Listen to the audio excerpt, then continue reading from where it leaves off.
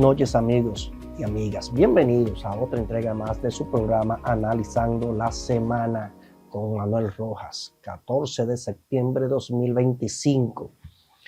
Y de inmediato pasamos, señores, al análisis de los eventos más trascendentes de esta semana a nivel nacional e internacional. Y a principio de semana, señores, un conflicto entre dos naciones amigas, pero que sus dirigentes no están de acuerdo el uno con el otro, es lo que tiene que ver con Venezuela. Venezuela, recordar que desde el 28 de julio del año 2024, donde se celebraron las elecciones, la comunidad internacional le exigió a Nicolás Maduro y a su equipo que mostraran las actas, cosa que no se hizo. Y en República Dominicana fue sede de un evento donde varios países firmaron un comunicado conjunto que también incluía a la Unión Europea, donde se le exigía claramente que debían mostrar las actas, de lo contrario no sería reconocido ese gobierno, sino que sería reconocido como un gobierno usurpador. Y desde entonces ha habido fricciones entre las direcciones de ambas naciones, no con el pueblo, porque República Dominicana y Venezuela, señores, tienen un vínculo histórico de amistad y de hermandad. Una cosa son lo que tiene que ver con las gobernantes y otra cosa tiene que ver con el pueblo en sí. República Dominicana es un pueblo que vive muy agradecido con Venezuela, al igual que los venezolanos viven muy agradecidos con República Dominicana por la representación y las ayudas mutuas que se han dado a través de los siglos, no desde ahora, entre una y otra nación.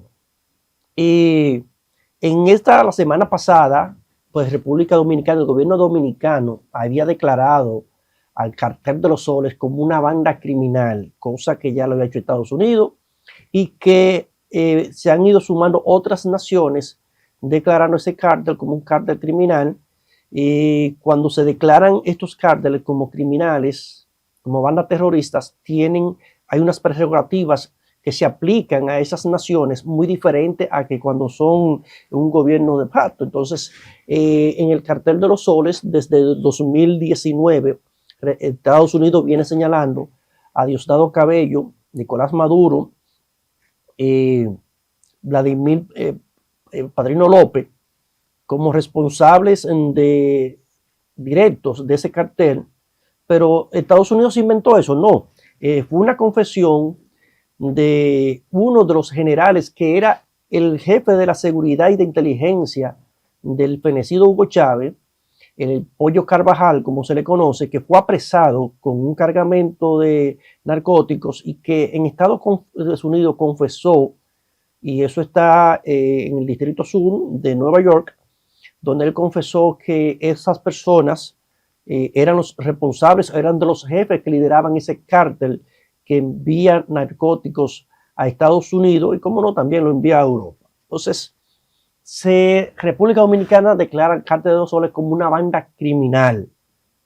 Bueno, pues Diosdado Cabello, en uno de sus programas con el Mazo Dando, le cayó a insultos a Luis Abinader, el presidente de la República Dominicana, que no es la primera vez que lo hace, que también lo ha hecho Nicolás Maduro cuando se pronunciaron de principio el gobierno dominicano de que exigían, al igual que otras naciones, de que se presentaran las actas que nunca se presentaron.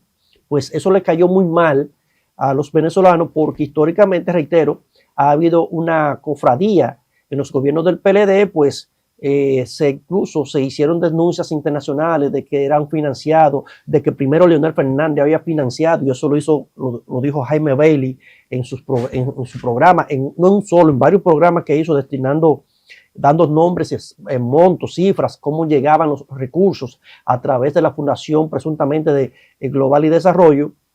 Y el gobierno venezolano, al cambio del gobierno dominicano, de partido, entendía que las relaciones iban a permanecer en esas mismas direcciones de tolerancia, porque también, según dice Jaime Bailey, pues el gobierno de Venezuela financió luego de que se ubicó en el poder también financiaron a los gobiernos de Leonel Fernández y Danilo Medina, lo que ellos entienden que hay un compromiso entre las partes. Sin embargo, Luis Abinader, desde su llegada al poder, se desmarcó de la situación que pasa en Venezuela. Entonces, Diosdado Cabello llamó de insulto a Luis Abinader, y el lunes, en la semanal, el presidente Luis Abinader les respondió lo que era lógico y lo que estaba a la vista. No. El gobierno dominicano calificó al Cartel de los Soles como una banda terrorista. Nosotros no hemos hablado de Venezuela, nosotros no hemos hablado del gobierno de Venezuela. Entonces, lo que implica es que si él se está dando por aludido, entonces él sabrá por qué se da por aludido. Lo que evidencia es que lo que hizo Diosdado Cabello fue que se autoincriminó, porque ciertamente, si ustedes buscan las declaraciones donde se califica a esa banda del Cártel de los Soles como una banda terrorista, en ningún momento menciona al gobierno de Venezuela, ni tampoco menciona nombres de Diosdado Cabello, Nicolás Maduro, de Daisy Rodríguez, de Jorge Rodríguez, ninguno, Padrino López, ninguno de los jefes de ese gobierno de facto. Entonces, él salió airado, molesto, ofendido, lo que quiere decir que prácticamente él mismo se desnudó porque se autoincriminó al salir en defensa de algo que no se le mencionó en ningún momento. Quiere decir que más que evidenciado están, también él mismo había dicho en varias ocasiones que cuando se hizo un ataque que lo presentó el propio presidente de los Estados Unidos, Donald Trump, donde habían pues atacado a una lancha que iba con presuntamente una cantidad extraordinaria de narcóticos y donde fallecieron 11 miembros. En principio él dijo que eso había sido generado con inteligencia artificial. Sin embargo, en el transcurso de esta semana dijo en par de ocasiones en su programa con el Mazo Dando de que había sido una actitud hasta asesina y criminal de los Estados Unidos, porque lo que debieron hacer fue detener la lancha y someter a la justicia a los implicados en ese cargamento, cosa que se contradice incluso con lo que le había dicho de que presuntamente eso había sido generado con inteligencia artificial. En otro lado, señores, en otro lado del mundo, cayó el gobierno comunista de Nepal, un gobierno represivo de corte comunista. Algunos dicen que no es comunista, pero porque fue un gobierno de alianza, pero sí el partido de gobierno era comunista. Es decir, yo no sé cómo puede usted desmarcarse del comunismo cuando el gobierno que dirige una nación es comunista. ¿Qué pasó con esto? Bueno, pues, señores, la generación Z se puso al frente de marchas y protestas en Nepal cuando el Congreso pues dispuso el cierre de las redes sociales.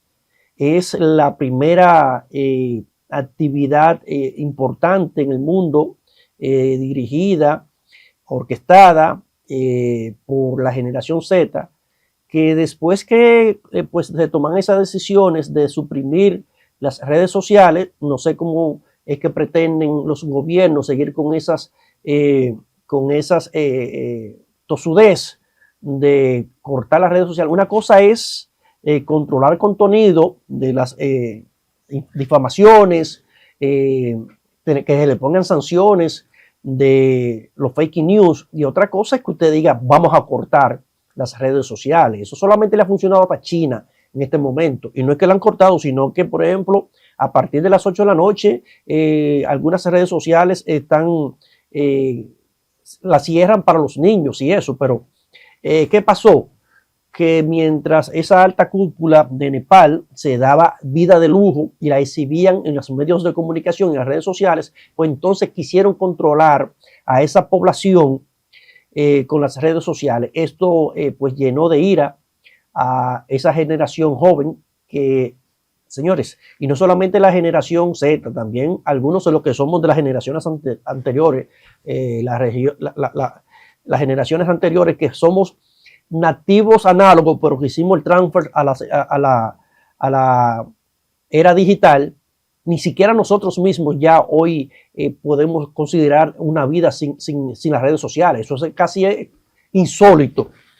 No es que es imprescindible, pero es muy importante la conectividad hoy en día. Fácilmente cualquier ciudadano le dedica más tiempo a estar conectado con las redes sociales que a cualquier otra actividad, incluso de su trabajo o de sus oficios particulares en sus hogares o estudios.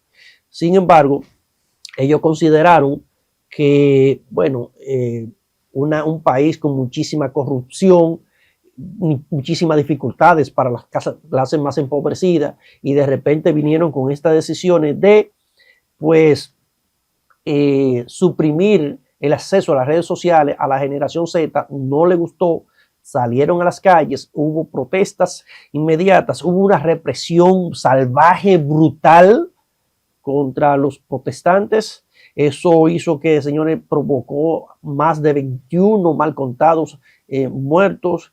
Hay alrededor miles de prisioneros que escaparon durante esta revuelta, sobrepasan los 10,000 que escaparon, y esto generó un caos atroz, hasta tal punto que la sociedad se volcó contra los funcionarios, los legisladores se presentaron en la casa del primer ministro, prácticamente secuestraron esa vivienda. El primer ministro pudo salir, pero su esposa no tuvo la misma suerte, señores. La casa fue incendiada con ella dentro. Una barbaridad, una brutalidad. Al ministro de Hacienda lo lanzaron a un río, hubo atropellos, golpes, una situación bastante compleja. Sin embargo, ya concluyendo la semana, algunas cosas comenzaron a volver a la normalidad. Los propios manifestantes comenzaron a organizar, a limpiar en las calles, a limpiar las instituciones, a recoger los escombros.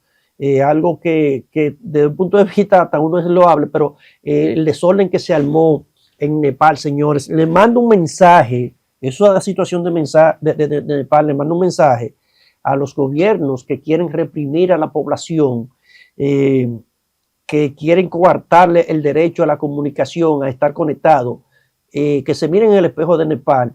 Y uno extrapolando, señores, con la situación que vive Venezuela, Nicolás Maduro, Diosdado Cabello y ese régimen no están exentos, una cosa que uno no quisiera, porque lo más que uno quiere es que ellos salgan del poder de una forma pacífica, una transición que se dé de una manera pacífica, que se le entregue el gobierno a sus legítimos dueños, a los que ganaron las elecciones, a Edmundo González, que ganó las elecciones con sobre el 75%, y que se haga una transición pacífica, que si tienen que ir a la cárcel o qué sé yo, las propuestas que se han hecho es de que salgan a Cuba.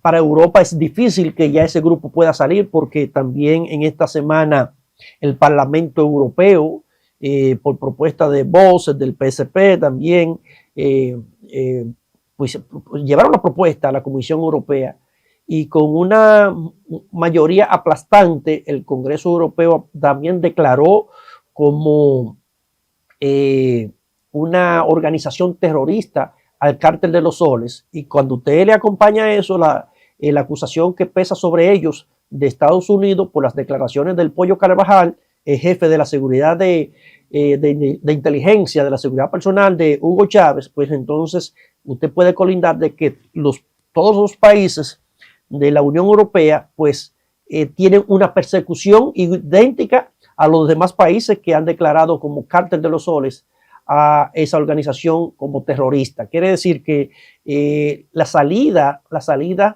que tiene ese régimen, señores, se van disminuyendo. Algunos mencionan algunos países de África. Luis Quiñones, coronel de la Armada de los Estados Unidos, asesor de Donald Trump, manifestó que le habían hecho la propuesta, que ellos se mantienen en una comunicación permanente con Nicolás Maduro, y que la propuesta es de que vayan a Cuba, porque le descartaron también en Nicaragua, porque dice Luis Quiñones que, y casi en cierto sentido no fue tan explícito, Pijot, el ministro de guerra de los Estados Unidos, en una entrevista en esta semana también dijo que las salidas de ese grupo habían disminuido. Pero en el caso de Nicaragua, Luis Quiñones, que ha estado también entre las negociaciones que se están haciendo o los contactos que se mantienen permanentemente con Nicolás Maduro, Diosdado Cabello y ese grupo, pues le habían dicho que Nicaragua no era una opción, porque ellos entienden que luego de que se salga de esta situación de Venezuela, pues la siguiente pieza en la escalera del dominó sería Nicaragua, por lo que Nicolás Maduro tiene unas salidas muy pocas salidas, e incluso Luis Quiñones establece que entre las opciones de Nicolás Maduro se resumen en tres. Primero, que se ha impactado en uno de esos ataques que ellos entienden que se van a hacer dirigidos a los lugares, a los buques que ya tienen identificado con precisión milimétrica. Segundo, que pueda negociar su salida y que vaya a Cuba. O tercero, que sea apresado y pase el resto de su vida en la cárcel. Nosotros con esto, señores, nos vamos a la primera pausa y regresamos de inmediato aquí con más en Analizando la Semana con Manuel Rojas.